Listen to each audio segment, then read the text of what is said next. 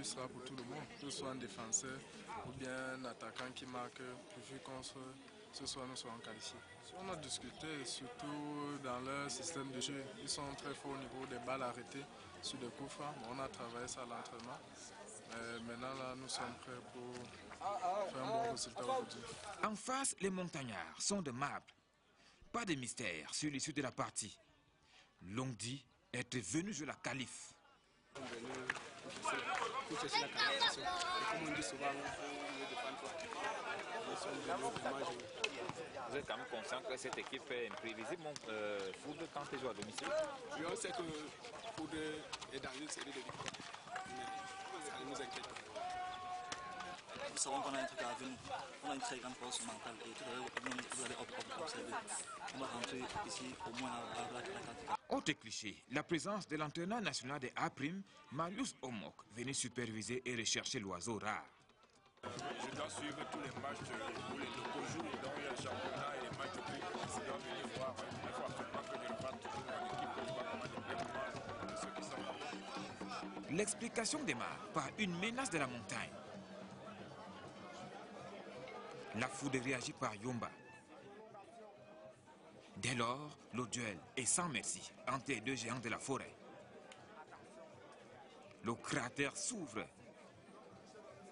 Mais attention, le feu du ciel est là.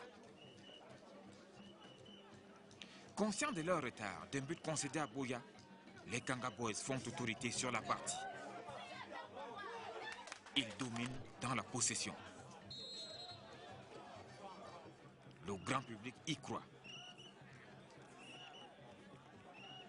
En début du troisième quart d'heure, c'est l'action du match. Au flanc droit, Ateme Elanga élimine un défenseur. Il effectue un centre judiciaire qui atterrit sur la tête de Yaya Faisal. Le renard de surface réduit au silence la montagne.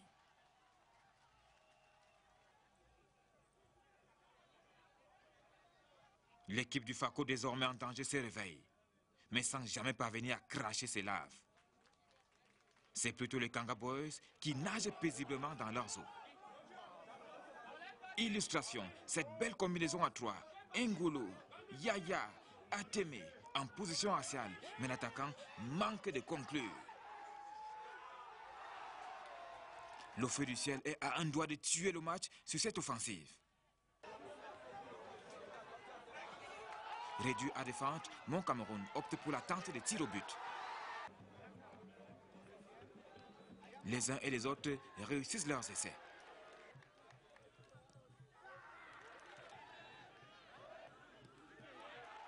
Le quatrième pénalty de Mon Cameroun est stoppé par Munda. L'espoir est désormais permis pour la foudre. Le stade s'élève, on invoque les cieux. Akonomot à la balle du match. Le capitaine Courage s'élance et envoie son équipe dans le carré d'as de la Coupe du Cameroun.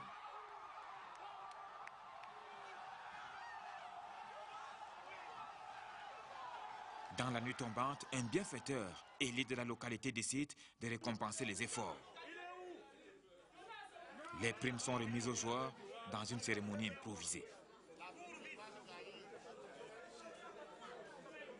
C'est une très grande première pour le département de Football. C'est vraiment pour moi une très grande joie. J'aimerais même penser à ce qu'on m'a dit, que l'équipe va de l'avant et nous allons te soutenir. Je sais que l'équipe en place est capable d'aller plus loin.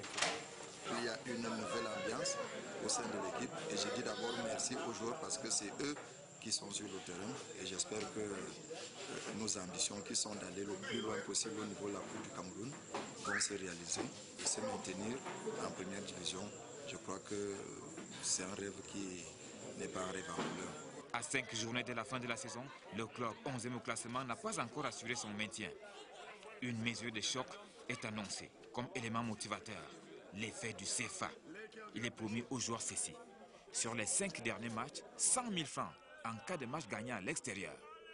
50 000 en cas de match gagné à domicile. L'annonce provoque un chant de ralliement.